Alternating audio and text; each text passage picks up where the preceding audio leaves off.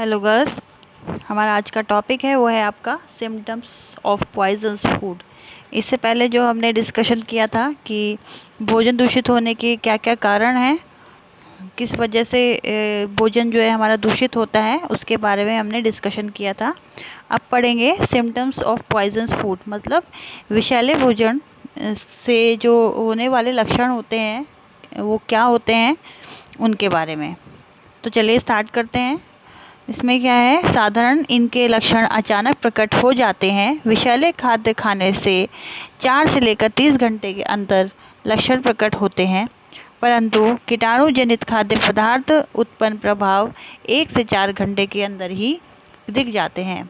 10 जो हमारे contaminated food होते हैं या जिस फूड में हमारा पॉइजन्स हो जाता है, टॉक्सिक्स हो जाते हैं, तो वो क्या है, वो जो फूड है उनमें लक्षण अचानक से ही प्रकट हो जाते हैं।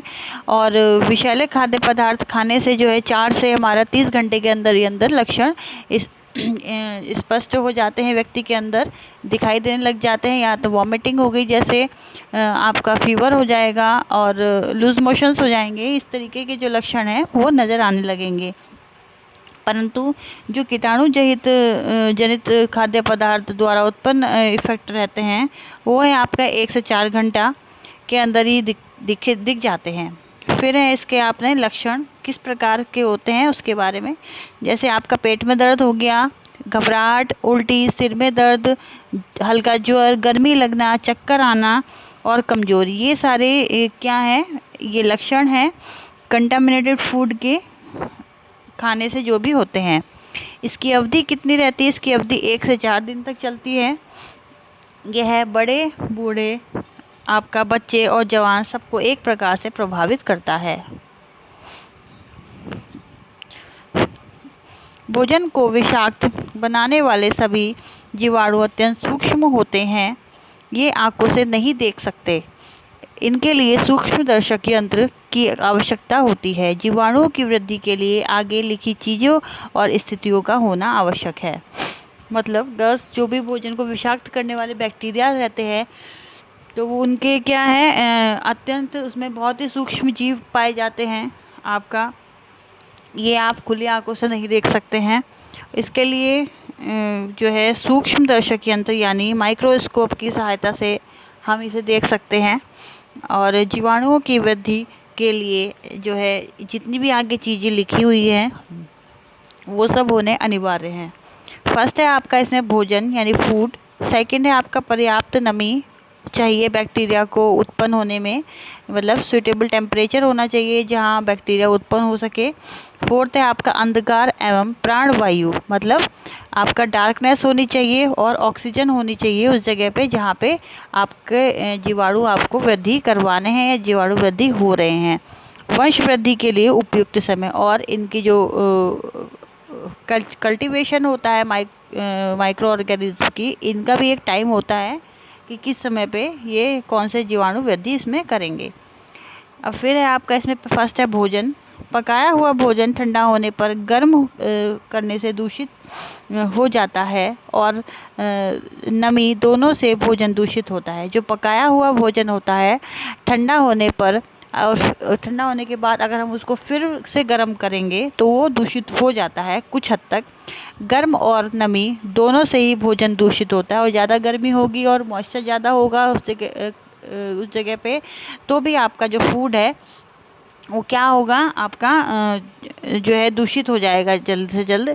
जहाँ वातावरण गर्म और नर्म होता है वहाँ पका हुआ भोजन दूषित होकर सबसे ज़्यादा खराब हो जाता है। डिब्बे में बंद भोजन विषैला और ख़तरनाक होता है। बंद भोजन को तभी तक सुरक्षित समझना चाहिए जब तक वह बंद रहता है।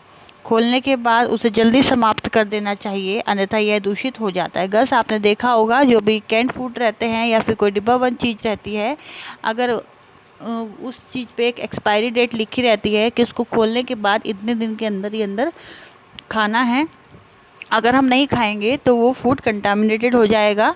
तो इसलिए अगर उसको खोल देते हैं पैकेट को तो उसे जल्द से जल्द ख़त्म कर देना चाहिए। फिर आपका जब ये जीवाणु पेट में जाते हैं तो वहाँ अनुकूल वातावरण पाकर पेट में अपनी वृद्धि करते हैं। क्योंकि जीवाणुओं को वृद्धि करने के लिए क्या है, एक वातावरण चाहिए, और अगर हमारे पेट में जाकर उन्हें वो वैसा ही वातावरण मिलता है जैसा कि उन्हें पनपने के लिए या बढ़ने के लिए चाहिए, तो और उन्हें हमारे पेट के अंदर जाके खाने के लिए भोजन भी मिलता है पर्याप्त मात्रा में, तो माइक्रो ऑर्गेनिज्म जल्द से जल्द ग्रोथ कर जाते हैं। फिर है आपका सेकंड, इसमें अनुकूल तापमान यानी सुटेबल टेम्परेचर। जीवाणुओं के लिए अनुकूल तापमान 98.4 फ़ारेनहाइट है, जो साधारणतः हमारे शरीर का तापमान है। हमारे शरीर का तापमान भी गर्ल्स जो नॉर्मल टेम्परेचर होता है 98.4 होता है, और इससे अधिक होने पर इसकी जो वृद्धि होती है वो एकदम रुक जाती है। हमारे जो आपके माइक्रो ऑर्गेनिज्म है, और अगर उनको इससे ज़्यादा टेम्परेचर मिलेगा तो उनकी वृद्धि रुक जाएगी। 60 डिग्री यानी 140 डिग्री फ़ारेनहाइट या उससे अधिक तापमान से जीवाणु मर जाते हैं। खौलता जल इनको नष्ट कर देता है। थर्ड है गर्ल्स आपका इसमें ठंडा। यदि रक्त का तापमान कम हो जाए तो भी जीवाणुओं का विकास कम हो जाता है, यानी हमारे ब्लड प्रेशर जो है उसका जो है तापमान अगर कम हो जाता है तो भी जो जीवाणु हैं उनकी जो वृद्धि है वो रुक जाती है। तापमान के अधिक होने पर इनकी वृद्धि एकदम रुक जाएगी। और एक सेकंड गर्ल्स, यदि रक्त का तापमान कम हो जाए तो भी जीवाणुओं का विकास कम हो जाता है, और अगर तापमान जो है जो बढ़ जाए तब या कम हो जाए तो इनकी वृद्धि एकदम रुक जाती है। 0 यानी 0 डिग्री सेंटीग्रेड में ये बिल्कुल निष्क्रिय हो जाते हैं और अनुकूल वातावरण में फिर से सक्रिय हो जाते हैं। मतलब हमारा जो टेम्परेचर है 98.4 डिग्री सेंटीग्रेड हमारे जो बॉडी का टेम्परेचर रहता है, तो अगर इससे कम तापमान हो जाएगा हमारी बॉडी का तो भी जो माइक्रो ऑर्गेनिज्म हैं उनकी उत्पत्ति रुक जाएगी, और ज़्यादा कम होने पे ये बिल्कुल नष्ट हो जाएंगे, और 0 डिग्री पे ये बिल्कुल निष्क्रिय हो जाते हैं, और जो है अनुकूल वातावरण में जाने से फिर से ये सक्रिय हो जाएंगे। मतलब अगर उन्हें उनके अनुसार ही वातावरण मिलेगा, उनके ग्रोथ के अनुसार, तो ये दोबारा से सक्रिय हो जाएंगे। फोर्थ है आपका पर्याप्त नमी, इनफ मॉइस्चर। पर्याप्त नमी में जीवाणु की वृद्धि बढ़ जाती है और ये विष पैदा करने लगते हैं। मतलब जब जीवाणुओं को उनकी बढ़त के अनुसार नमी मिलने लगेगी और ये ज़्यादा संख्या में हो जाएंगे, तो फिर ये क्या करेंगे, फूड में विष उत्पन्न कर देते हैं। इसलिए जो चीज़ सूखी रहती है उसमें जीवाणुओं की बढ़ने की आकांक्षा नहीं रहती है, और जो चीज़ सूखी रहेगी जैसे दालें हो गई आपकी और लेग्यूम्स हो गए, ये सब क्या है, अलग सूखे मसाले हो गए, तो इनमें जो माइक्रो ऑर्गेनिज्म हैं जल्दी से ग्रोथ नहीं करते हैं, क्योंकि उन्हें उस तरीके का वातावरण या मॉइस्चर नहीं मिलता है उनसे कि वो जल्दी से जल्दी उसमें ग्रोथ कर पाएँ। फिफ्थ पॉइंट है गर्ल्स इसमें आपका वंश वृद्धि। भोजन में जीवाणुओं की संख्या अल्प रहने पर ये शरीर में हानिकारक प्रभाव नहीं डालते। मतलब जब वंश वृद्धि से मतलब है कि जो आपके माइक्रो ऑर्गेनिज्म हैं उनकी वृद्धि हो रही है, सिर्फ उन्हीं की वृद्धि हो रही है उस वंश में। जो भोजन में जीवाणुओं की संख्या अल्प रहने पर मतलब कम रहने पर ये शरीर में हानिकारक प्रभाव नहीं डालते। अगर किसी वजह से हमने कंटामिनेटेड फूड खा भी लिया है और उसमें अगर उतनी उत्पत्ति नहीं है उस फूड में आपके जो है माइक्रो ऑर्गेनिज्म की, तो वो इतना प्रभाव हमारे शरीर पर नहीं डालते हैं। पर इससे अधिक संख्या होने पर क्या होगा, ये अपना विषैला प्रभाव डालते हैं। शरीर के अंदर जो है इनकी संख्या कम ही रहती है, और जो हमारे बॉडी है उसके अंदर इसकी संख्या जो है दिन ब दिन कम रहती है। पर अनुकूल स्थिति पर 24 घंटे में इनकी संख्या कितनी हो जाती है गर्ल्स, 1,67,70,000 से भी अधिक हो जाती है।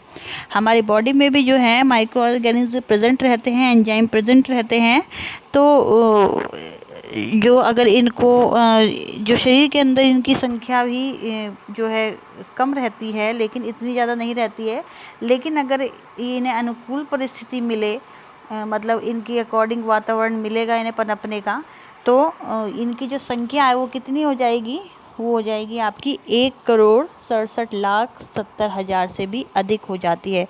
तो माइक्रो ऑर्गेनिज्म इतने ज़्यादा डेंजरस होते हैं हमारे शरीर के लिए, बैक्टीरिया जो होते हैं। तो बस ये था आपका आज का टॉपिक। अगर कुछ नहीं समझ में आया आपको इस वीडियो में तो जूम मीटिंग में डिस्कस करिएगा। Okay girls, take care, bye.